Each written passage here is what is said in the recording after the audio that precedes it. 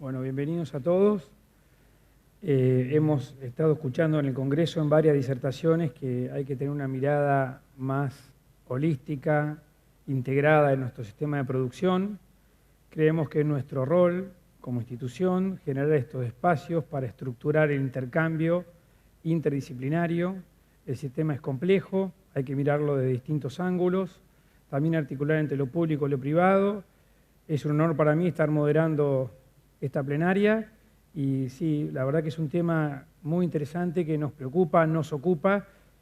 Espero que hoy podamos avanzar en función de poder cada vez tener una mirada más global de nuestros sistemas. Sin más, invito a pasar a la doctora Virginia Aparicio a hacer su presentación.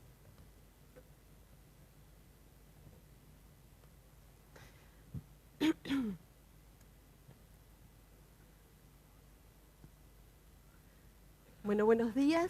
En primer lugar, quería agradecerles, especialmente a vos, Marcelo, el haberme invitado a compartir con ustedes algunas reflexiones y algunos datos que estamos generando en INTA.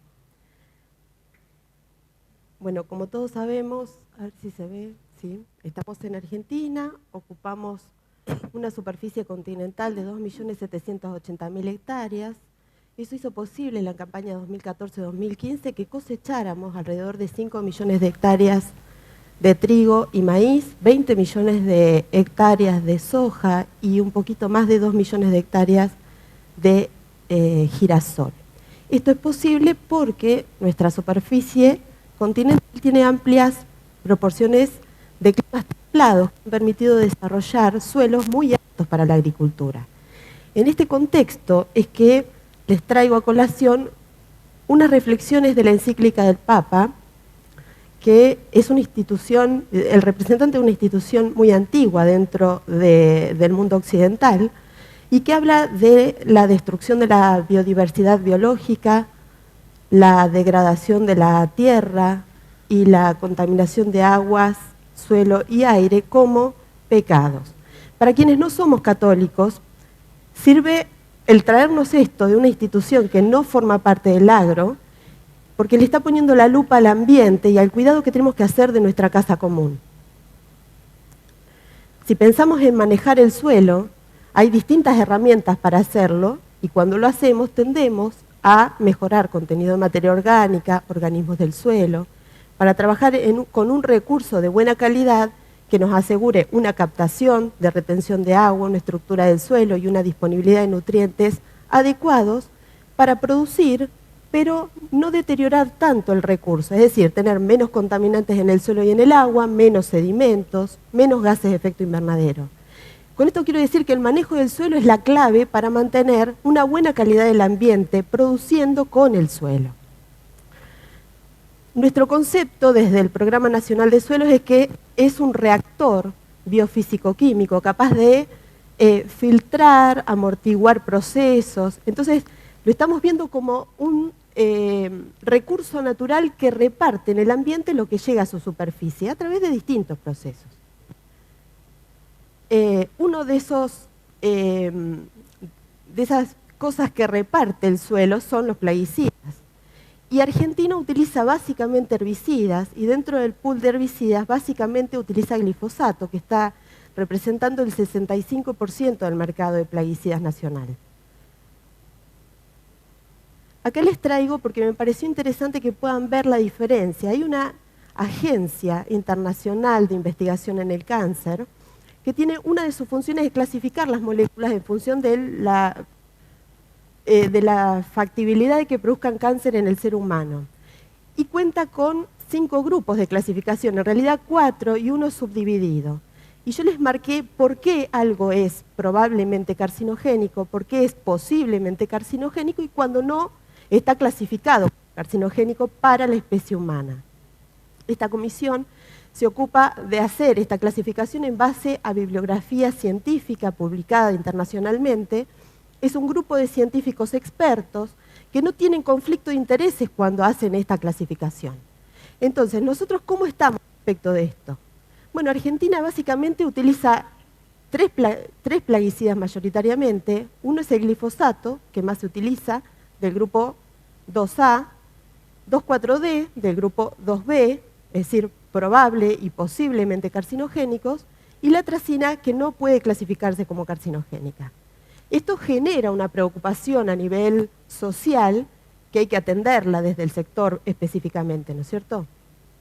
Para eso, por decreto, se organizó la Comisión Nacional de Investigación de Agroquímicos, más conocido como informe de CONICET, un informe bastante extenso desde el que yo rescaté las conclusiones relevantes.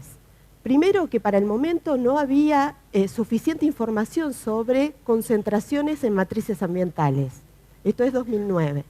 Y segundo, que como veían la posibilidad de aumentar el uso de esta herramienta en el agro argentino, era importante controlar las cantidades que aparecían en el ambiente y ver qué pasaba con esa molécula en organismos vegetales y animales. Más o menos para la misma fecha se publica un trabajo, un científico argentino, endocrinólogo, descubre con su grupo efectos teratogénicos del glifosato. Efectos teratogénicos quiere decir efecto de malformación embrionaria. Ese trabajo no habla de cáncer, pero da un indicio de la posibilidad de que nos genere un perjuicio a la sociedad el uso masivo de esta molécula. Como el CONICET decía que no había suficiente información de concentraciones en matrices ambientales, nosotros nos pusimos a trabajar en lo que terminó siendo un libro que está publicado en la web de INTA, de libre acceso, y que el núcleo central es el suelo, porque yo trabajo en suelos, y mi grupo también, y en él se rescatan procesos importantes que tiene cualquiera de las moléculas que se hayan estudiado en Argentina, tanto de absorción como de desorción, de degradación, de transporte vertical.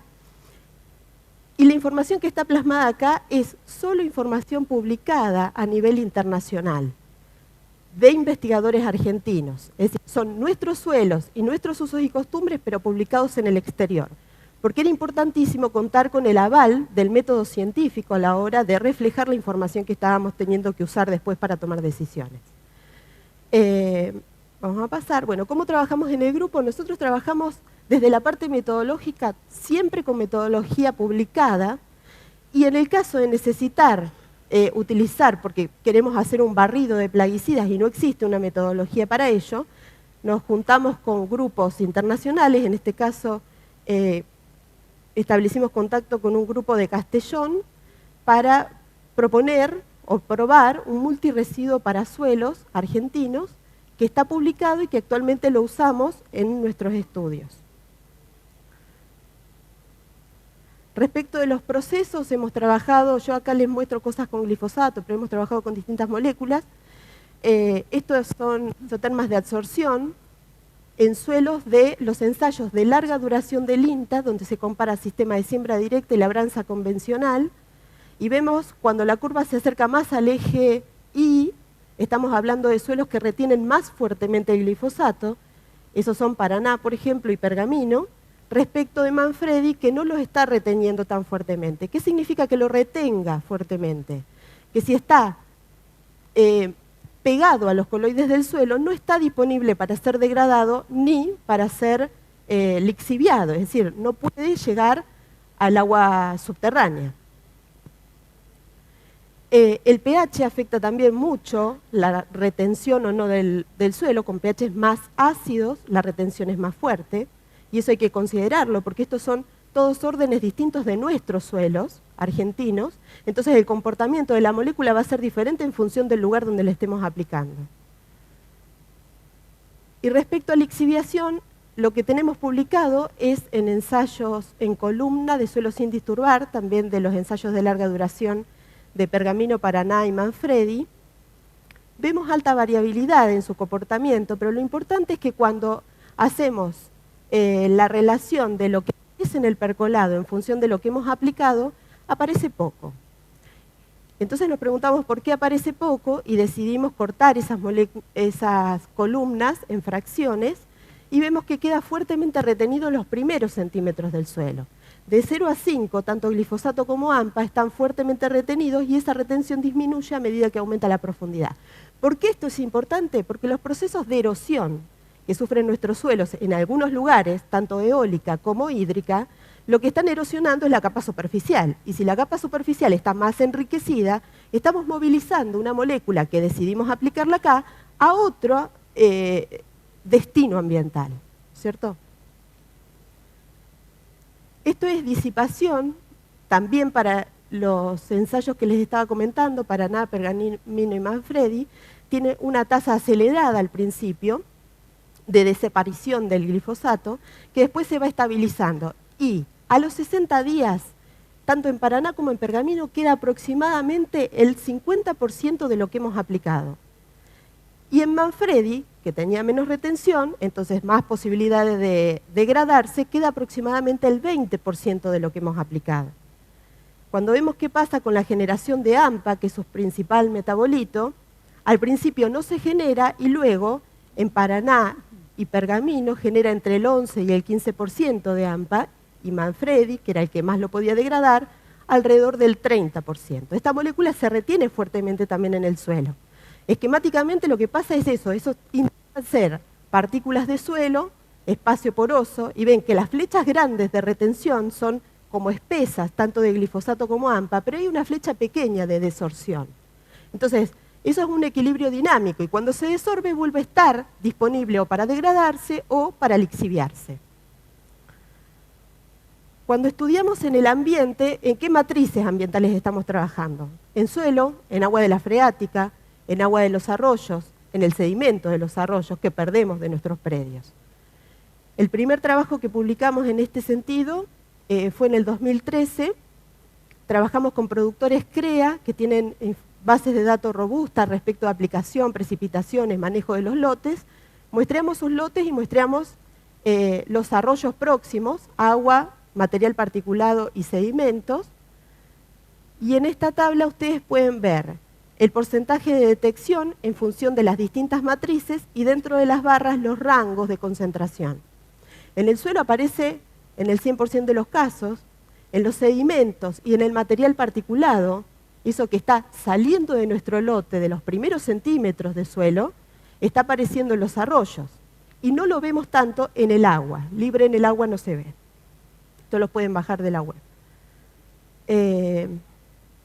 Otro trabajo que hicimos a orillas del río Quequén, que es nuestro principal río en el sudeste, vimos la aparición en el perfil del suelo de glifosato antes de aplicarlo y luego de aplicarlo. ¿Y por qué lo tengo antes de aplicarlo? Porque dura la concentración alrededor de 60 días desde el momento que lo apliqué. Es decir, eso queda en el suelo y como queda se va acumulando y cuando logra degradarse, el que queda más y el que vemos más concentrado siempre es su producto de degradación, el AMPA. Esto es, en este gráfico pueden ver AMPA y glifosato para ensayos también de larga duración del INTA, de Bordenave, Paraná, Pergamino, Marcos Juárez y Balcarce.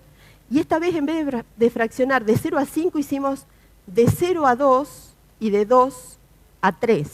Y ven que de 0 a 2, que está bastante más concentrado que en la siguiente fracción. La gente que trabaja en erosión eólica, en general muestra los primeros 2 centímetros del suelo para ver el contenido y saber cómo se va enriqueciendo con otros metales. En este caso nosotros trabajamos con glifo. Bueno, este es un trabajo que también publicamos de agua superficial, de 4 cuencas del país y donde vemos que de todos los plaguicidas, excepto el glifosato que no se midió acá, atracina aparece en todas las cuencas, desde Tucumán, Misiones, Sudeste, centro de la provincia de Buenos Aires. En esto, acá estamos estudiando en una cuenca pequeña, cerca de la estación experimental de Balcarce, que la ven en el punto celeste, la variación espaciotemporal que tienen los pesticidas. Lo que ven chiquitito abajo, que casi no ven, son los meses de un año y la variación en concentraciones en el punto alto, donde se supone se aplica, y en el punto bajo, donde es campo natural, no se aplica ningún plaguicida, pero llega por el arroyo. Entonces, digamos, la aplicación de plaguicidas, de alguna manera, llega a ambientes donde no los estamos aplicando. Esto es Colonia La Suiza, productores pequeños, cerca de Lobería, viven en los campos y además de un estudio social que estamos haciendo, decidimos también mirar un poco qué pasa con el agua que consumen, y algunos de los productores tienen niveles detectables de glifosato en el agua de consumo, y algunos tienen valores que superan el umbral fijado por la Comunidad Económica Europea. Nosotros no tenemos umbral en nuestra legislación. Erosión eólica, paso rápido porque me estoy quedando sin tiempo. Estudios de erosión eólica, vemos que a medida que aumenta la altura de muestreo del sedimento que está volando, la concentración de glifosato es más alta. Cuando llegamos a la altura de respiración, algunas de las partículas que se erosionan de suelo las filtra nuestro organismo, pero otras no. Las partículas de menos de 10 micrones no se filtran con nuestro sistema respiratorio, entonces se pueden ingerir. Esto es Santiago del Estero, agua de consumo humano, aljibes, pozos y represas. Trabajamos en Banderas y Sachajoy, zona rural y agropecuaria y urbana, perdón. Esa es la frecuencia de detección de los plaguicidas que podemos medir en esas muestras de agua, 100% de hidroxiatracina, atracina y metaloclor. El glifosato aparece en el 70% de las muestras. Cuando ordenamos por concentración promedio, el glifosato y el AMPA tienen las concentraciones promedio más altas en esas muestras que la población consume.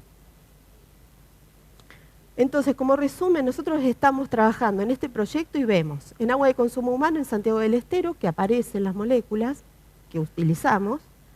En el material erosionado también vemos que hay un enriquecimiento, por lo menos de glifosato hasta el momento. En otras cuencas del país vemos que aparecen las moléculas que usamos. Acá solamente le puse glifosato y AMPA, pero estamos midiendo otras moléculas, tanto en suelo como en agua superficial, sedimentos y agua subterránea. Tenemos una proporción de aparición de estas moléculas. Entonces, si volvemos al principio y pensamos que el suelo y el clima son los que nos hacen un país apto para la producción de materia prima y fibras, y que el concepto de eficiencia lo tenemos muy metido los productores y los ingenieros agrónomos en cuanto a cuando trabajamos con nutrientes, aplicarlo eficientemente, al agua o a la radiación, pero no lo estamos usando mucho cuando hablamos de plaguicidas, porque ponemos mucho, y eso lo sacamos de acá, de la FAO. En este gráfico tienen kilos de ingrediente activo de herbicida utilizados por países. Nosotros brindamos esa información a la FAO, se puede bajar y pueden hacer los cálculos ustedes mismos, y nosotros somos uno de los países que más plaguicidas usamos, que más herbicidas usamos, después de Chile. Si cruzamos esa base de datos con la del Banco Mundial y vemos cuánto producimos por kilo, cuántas toneladas producimos por kilo de herbicida aplicado, somos un país muy poco eficiente en la producción de toneladas de grano por kilo de ingrediente activo de herbicida. Esto nos da mucho en qué trabajar, ¿no es cierto? Hay muchas prácticas agronómicas que se pueden resolver, que se pueden implementar. Nosotros tenemos mucha superficie bajo siembra directa, pero realmente estamos viendo mucha pérdida de sedimento. Entonces, digamos, tenemos la posibilidad de mejorar la apuesta que hacemos desde la producción para trabajar, producir y estar equilibrados con la sociedad y el ambiente. Entonces, como conclusiones, las de nuestro grupo básicamente son reducir la carga de plaguicidas aplicados en el suelo, porque el hecho de que aparezca en todos lados significa que nuestro gran reactor natural no está pudiendo degradar todo el producto que le estamos aplicando. El sistema científico-tecnológico tiene que jerarquizar la discusión y debate de esta información, de datos científicos validados, por eso el agradecimiento a participar de esta mesa. Tenemos muchas herramientas desde la profesión, digamos, para aplicar y mejorar rotación de cultivos, incorporación de la ganadería, cultivos de cobertura, hay labranza, no labranza cuando corresponda, hay mucho para trabajar.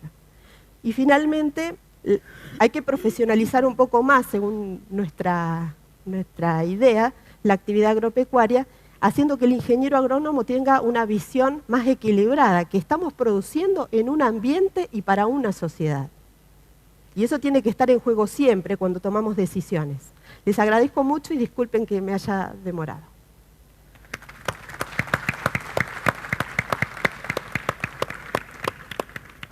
Bueno, gracias Virginia. Invitamos a la doctora Jorgelina Montoya a dar su disertación.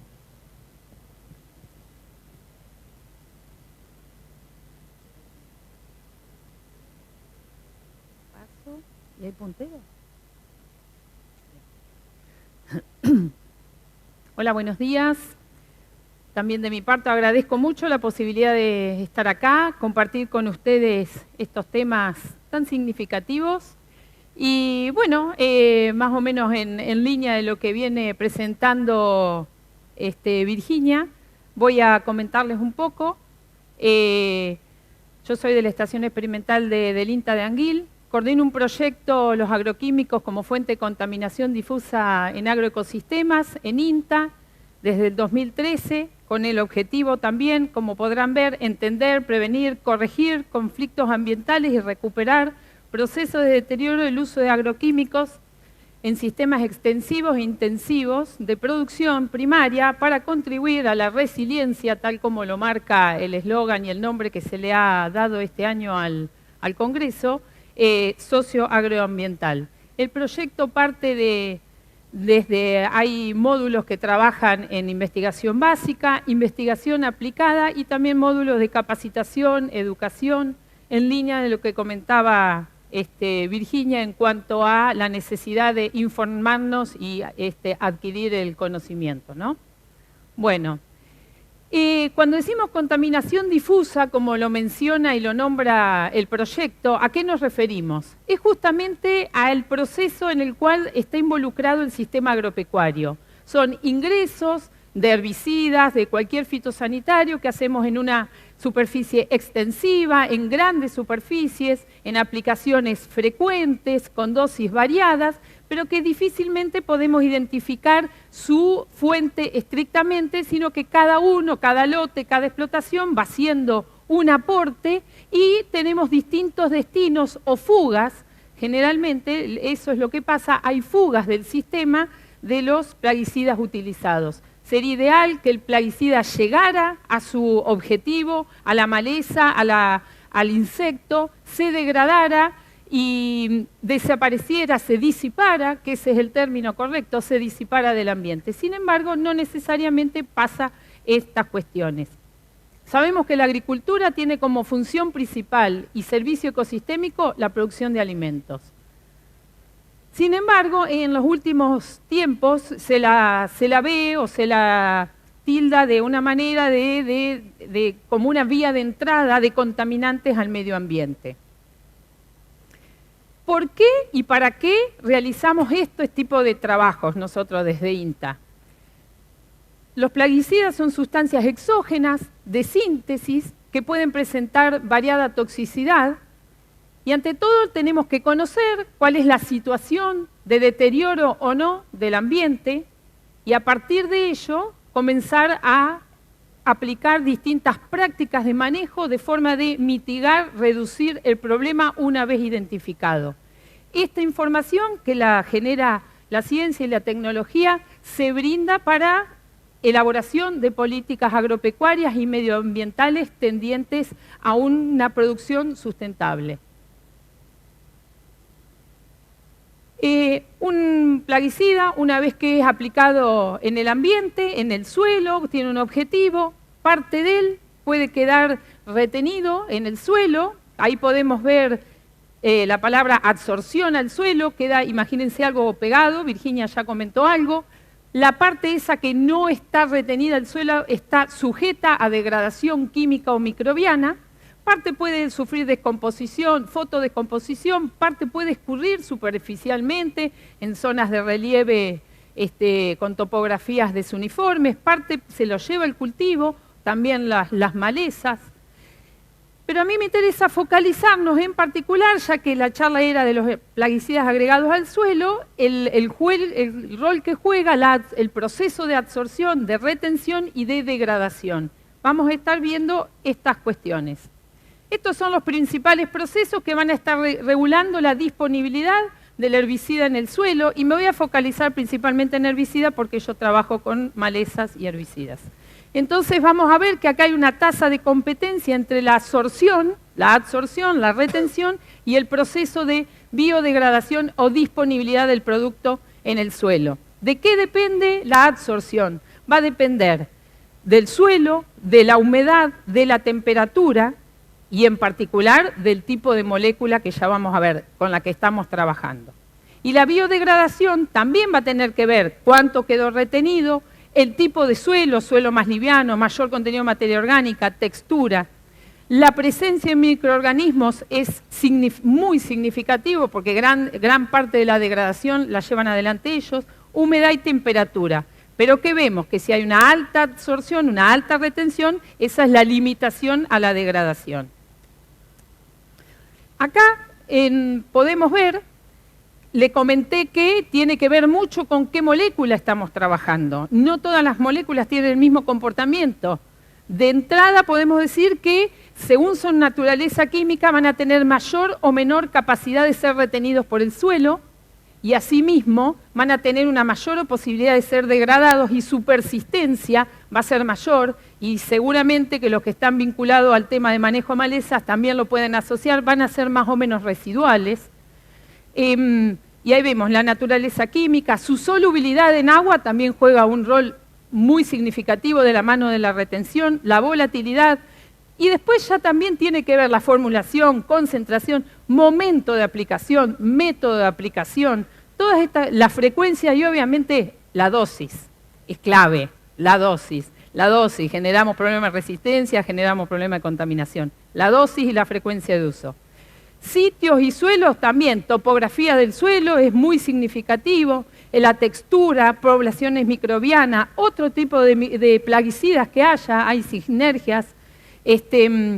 También han estado seguramente en charlas de tecnología de aplicación, las locaciones aledañas que pueda haber, el tipo de suelo y el clima, por supuesto, temperatura, radiación, humedad, son clave y determinantes para la degradación de los productos en el suelo. En términos generales, en climas húmedos y templados, la degradación va a ser más acelerada comparado con suelos o regiones donde la humedad y la temperatura sean menores, ¿no? Esto va principalmente en detrimento de la actividad microbiana. Con lo cual, es muy difícil a veces, y eso se ve en el manejo de malezas, la extrapolación de información, de dosis de una zona a la otra, y también aparecen varios problemitas después. Problemas de carryover, de stacking o lixiviación. En cuanto a lo que es la naturaleza química de los herbicidas, me interesa presentar rápidamente, acá vamos a ver cómo se relaciona, si los herbicidas los vamos a encontrar en forma neutra, aniónica o catiónica y cómo varía su disponibilidad en el suelo según los pHs. Recuerden que los suelos tienen una capacidad de intercambio catiónico, entonces cuando se encuentra un herbicida en estado aniónico, difícilmente sea retenido, al contrario, va a ser repelido como un nitrato, va a tender a lavarse fácilmente. Una molécula neutra ya tiene una mayor afinidad a ser retenida en el suelo, principalmente por la materia orgánica, y si lo encontráramos a los pHs edáficos, en forma catiónica, va a aumentar la posibilidad de ser retenido. Todo esto tiene que ver y tiene implicancias en el manejo, en la biodisponibilidad del producto, ya sea para controlar malezas como para estar sujeto a degradación o lixiviación. A mí me interesa hacer mención de algunos de los herbicidas más utilizados para que vayan imaginándose el comportamiento que ustedes ven en el suelo de acuerdo a sus características, ¿no? Ahí vemos los ácidos débiles, son estos que según el pH del suelo los podemos encontrar neutros o aniónicos, con alta posibilidad de lixiviarse, baja capacidad de retención, y tenemos toda la familia de las imidazolinonas, imazapir, imazepir. Glifosato, me interesa recalcar, glifosato se encuentra en el suelo en estado aniónico, pero Virginia ya les comentó que tiene alta capacidad de ser retenido en el suelo. También puede volver, puede ser desorbido, pero inmediatamente cuando llega al suelo tiene altísima afinidad a ser retenido por óxidos e hidróxidos de hierro y aluminio. Por eso cuando hay polvo en superficie de las malezas se inactiva también, ¿no? Lo habrán visto en el campo. Sulfonilureas tiene el mismo comportamiento, bueno, ahí está en la lista. Una típica molécula que tiene un comportamiento neutro por el pH edáfico, son las triacinas, atracina, sería un prototipo, un modelo.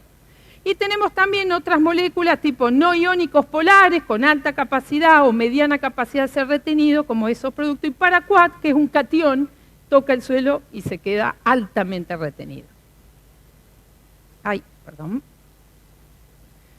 Entonces, ahí estamos viendo que parte de ello va a quedar retenido y otra parte va a quedar biodisponible, como les comenté, bioactivo para controlar malezas, si es que estamos hablando de herbicidas residuales, de también estar sujetos a la degradación químico-microbiana. También, si tengo humedad en el suelo, pueden estar sujetos a lixiviación, pérdidas en el perfil edáfico con posibilidad de alcanzar agua subterránea, escurrimiento superficial. Esto va a tener mucho que ver con el manejo que le estamos haciendo al suelo. Y por otro lado, si las prácticas agronómicas no están de acuerdo a la topografía del lote, ¿no? Y las pérdidas por escurrimiento se pueden dar pérdidas en suspensión, o sea, que estamos perdiendo suelo, o bien el herbicida disuelto en el agua. Déjenme ver si se ve, porque esta era una gran duda, pero yo la quería traer así. Bueno, se ve muy poco, pero me interesa aunque sea que vean el listado.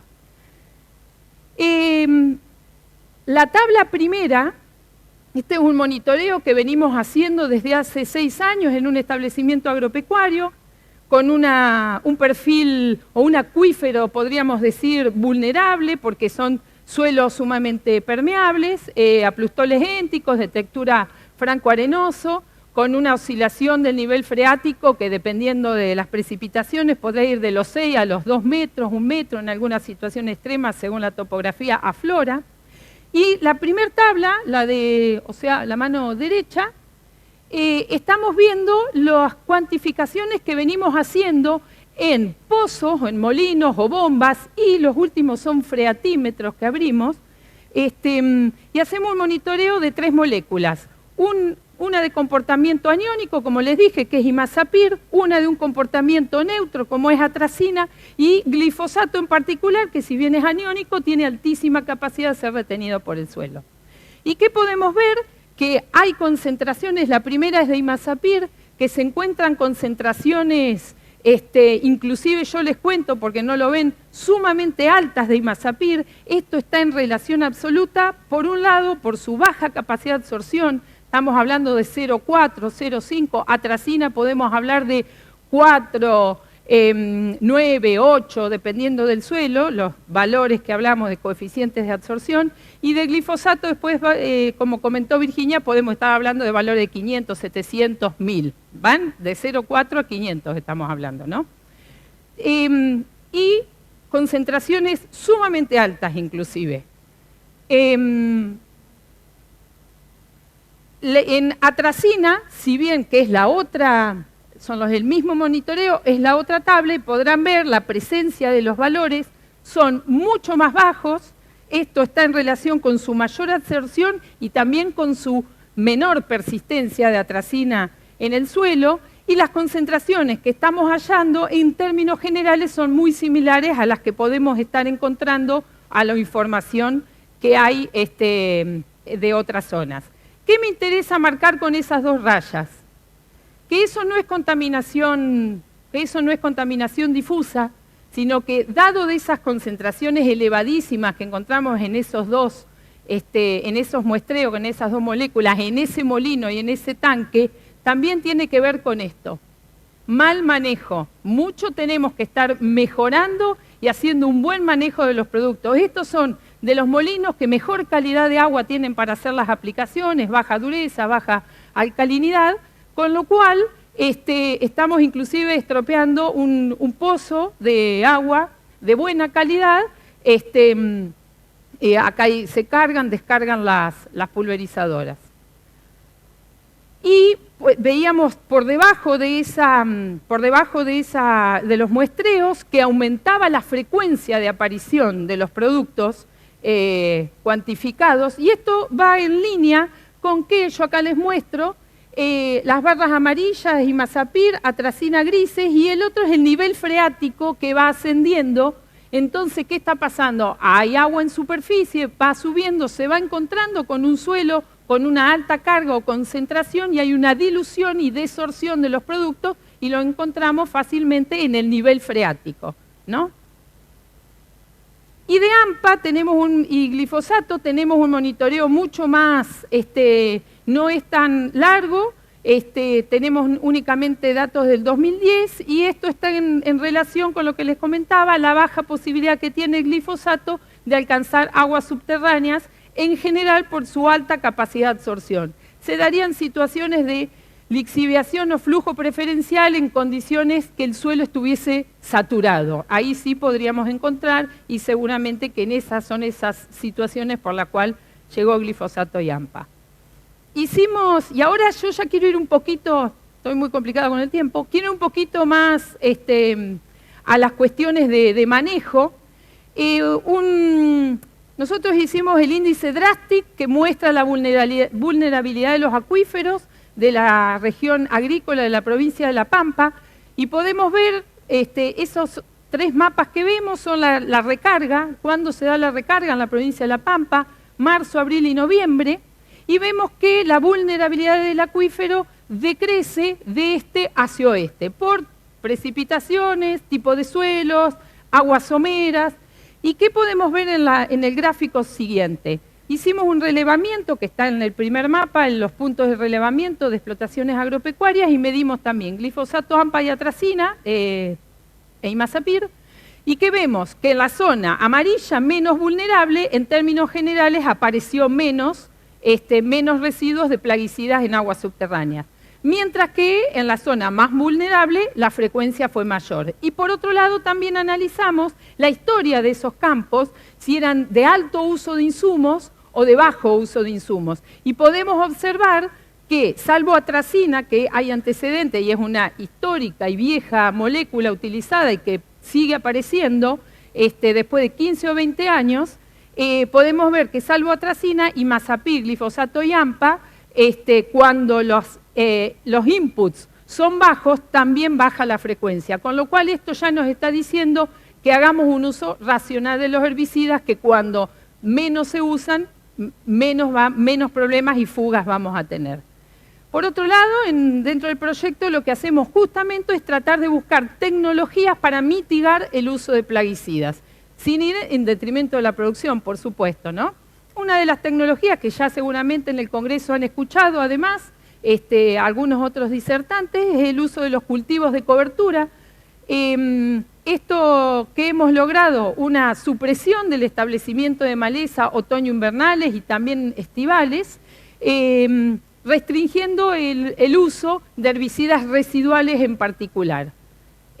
Podemos ver un ensayo donde como la rama negra solo aparece en el testigo, los otros son triticale o vicia, los cultivos de cobertura, y los rendimientos obtenidos de maíz fueron los mejores aquellos bajo vicia o vicia más triticale, y a esto a su vez no solo le hicimos una evaluación de rendimiento, sino un índice de impacto ambiental le aplicamos y podemos ver que el cultivo de cobertura, los cultivos de cobertura omitan las franjas, era otro manejo que le hacíamos, pero acá lo importante era el manejo del barbecho, que tuvo bajo impacto ambiental cuando hicimos cultivo de cobertura y prescindimos de hacer herbicidas residuales como en el barbecho químico que era en base a atracina.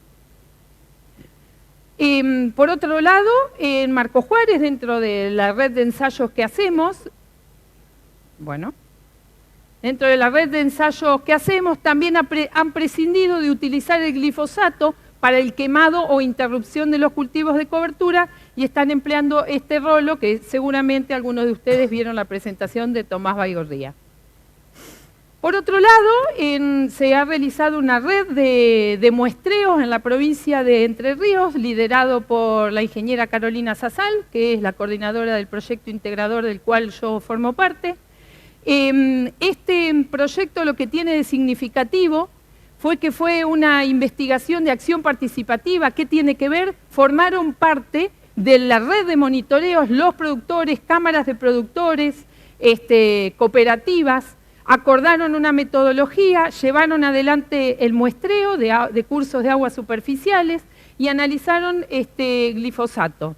que encontraron que el 1% de las muestras tiene arriba de 800 partes por millón, entre 800 y 300 un 3%, y por debajo de 300, que sería el límite máximo admisible para consumo humano indicado en la Argentina, habría un 96% de muestras. Y cabe destacar que esas altas concentraciones se hallaron en cursos de agua donde había envases, como les mostré en el molino, con un estricto y mal manejo de los plaguicidas. En sentido de decir, bueno, ¿qué hacemos? Apareció, esto se consensuó con los productores, bueno, ¿qué vamos a hacer? Apareció glifosato, varían las dosis, pero está entonces en función de los trabajos realizados también en INTA Paraná, en parcelas de escurrimiento. He sabido que en estas zonas, con suelos limosos, con cierta pendiente, hay pérdidas de agua en superficie, hacia cursos de agua superficiales, y ellos ¿qué hallaron? Que las rotaciones de cultivo, por ejemplo, maíz, trigo, soja, cultivo, cobertura, soja, decrece el escurrimiento superficial, las pérdidas de agua por escurrimiento, con lo cual esto ya estaría en sentido de decir, apliquemos rotaciones de cultivo y ya estamos reduciendo las pérdidas y la llegada de plaguicidas a cursos de agua superficiales. Estas fueron de la proporción de glifosato utilizado en estas parcelas, 5% se perdió en las parcelas conducidas con una monocultura de soja, mientras que cuando intervinieron las rotaciones de cultivos, ya las pérdidas se redujeron significativamente. Y bueno, y en función de esto, y con toda esta red de monitoreo, se acordó, se fijaron pautas y se intenta ir avanzando hacia esto que he mostrado recién, rotaciones de cultivos, distanciamiento entre el momento de la pulverización y pronósticos de precipitaciones, prácticas de sistematización de suelo, franjas protectoras de los cursos de agua. Esto es muy significativo, no se puede ir a pulverizar con el mosquito hasta el borde del arroyo, del río. Se tiene que dejar las franjas riparias o sembrar un cultivo, porque inclusive, cultivos perennes, inclusive cuando hay plantas, la actividad microbiana que rodea esa rizosfera es mucho más significativa que estar pensando en la actividad microbiana de un suelo desnudo. Y bueno, trabajos generados también por la ingeniera Sasal y su grupo de Paraná demostraron la competencia que hay, esto igual ya es sabida, la competencia que hay entre los fosfatos del suelo y por los sitios de absorción con glifosato, donde el fosfato le gana al glifosato y lo desorbe y queda más disponible. Con lo cual, las prácticas de fertilización fosforada también tendrían que ir de alguna manera en concordancia con las aplicaciones de glifosato. Bueno, también pido disculpas, se me pasó un poquito, muchas gracias. Gracias, Jorgelina. Bueno, tenemos poco tiempo para preguntas. Esto nos invita a tener una predisposición mayor para trabajo en red, a aprender a dialogar, a escucharnos, a no estereotipar la posición del otro. Yo creo que la ciencia y el diálogo nos va a permitir avanzar en el análisis de todos estos sistemas. Y bueno, recuperar la capacidad de diálogo constructivo es lo que un poco va a permitir que podamos entender estos sistemas complejos y llegar a mejores soluciones. Vamos a ir a las preguntas. Para Virginia Aparicio, ¿están midiendo impacto ambiental de moléculas de herbicidas ALS? Bueno, yo trabajo en suelos y medimos moléculas en el suelo. El impacto ambiental es, digamos, una cosa que no le estamos midiendo. Nosotros fijamos qué cantidad, qué concentración ambiental hay de las moléculas preocupantes o de las moléculas más utilizadas. Para Virginia también, ¿cómo calificaría la situación del sudeste bonaerense o del país en general, contrastando las concentraciones de glifosato y AMPA encontradas con los umbrales reportados internacionalmente? Bueno, ustedes saben que Argentina no tiene umbrales, digamos, la actividad que desarrolló Carolina Sasal en Paraná es interesante porque es como que la gente fue pensando cuál era el umbral y yo creo que socialmente debiéramos hacer algo así. Como no los tenemos, nos fijamos en umbrales internacionales y si nos vamos a fijar en un umbral internacional estricto como el de la Comunidad Económica Europea, lo que estamos viendo es que en agua estamos sobrepasando ese umbral en general. La Comunidad Económica Europea fija 0,1 parte por millón para una molécula individual y 0,5 partes por millón para la suma de moléculas que aparezca en el agua de consumo. Entonces, en general estamos pasando ese umbral, que es bien estricto. Y que tratándose de la salud de las personas, yo creo que está bien que sea bien estricto. Jorgelina, ¿toxicológicamente son más preocupantes los herbicidas residuales? No, la toxicología no tiene que ver con su propiedad de persistencia o de absorción, va por otro lado en realidad. Sí nos podemos preocupar un poco más porque en cuanto a lo siguiente, el herbicida residual por sí mismo, para que tenga su acción residual justamente, una fracción de él tiene que estar disponible en la solución del suelo y eso está sujeto a mayores pérdidas o fugas del sistema, pero la toxicología no está en relación con este tema. Para Virginia, ¿cuáles son? Ah, perdón. Bueno, pasamos a la otra, sí, ya la contestaste en la anterior. Sí, de todas maneras, perdón, en esa pregunta lo que quien la hizo quería que comparemos. Digamos, la comparación está dada. La Comunidad Económica Europea fija un nivel de detección capaz de poder desarrollarlo analíticamente. No sé si todos leyeron la pregunta, o la tenemos que leer nosotros. Porque pedían la comparación. ¿Cuáles son las tolerancias de residuos entre la Comunidad Económica Europea en comparación con otros países? ¿A qué se pueden deber esas diferencias? Claro. Por ejemplo, Estados Unidos fija umbrales de tolerancia por molécula. Entonces, por ejemplo, atracina tiene 3 microgramos por litro y glifosato 700 miligramos por litro. La Comunidad Económica Europea, en cambio, fija el nivel de detección que puede lograr con las moléculas y nosotros sabemos que las aplicaciones no son o de atracina o de glifosato. Lo que estamos aplicando en el agro, en general, son cócteles.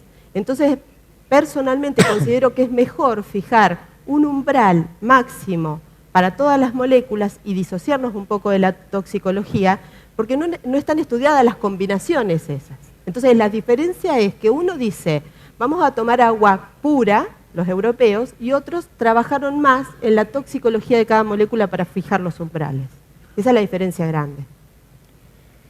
Bueno, yo creo que como ustedes han dicho, hay que determinar umbrales, correlacionarlos con prácticas agronómicas, seguir trabajando mucho en esto. Les agradezco un montón a las dos, tuvieron que ceñir bastante en la presentación y bueno, otra vez para mí fue un placer interactuar con ustedes en este tema. Bueno, muchas gracias, Marcelo.